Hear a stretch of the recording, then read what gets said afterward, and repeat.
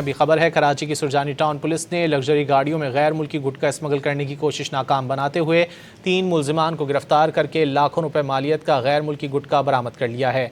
SSP west zone के मुताबिक गिरफ्तार मुलजिमान पुलिस और कानून नाफिज करने वाले इदारों को रौब में लेने के लिए लग्जरी गाड़ियों में गैर मुल्की गुटखा स्मगल करते थे।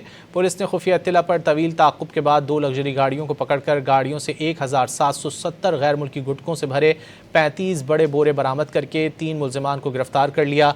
बरामद शुदा गैर मुल्की गुटखे की मालियत मकामी मार्केट में तकरीबन 40 लाख रुपए से जायद है। अभी खबर है कराची की सुरजानी टाउन पुलिस ने लग्जरी गाड़ियों में गैर मुल्की गुटखा स्मगल करने की कोशिश नाकाम बनाते हुए 3 मुलजिमान को गिरफ्तार करके लाखों रुपए मालियत का गैर मुल्की गुटखा बरामद कर लिया है।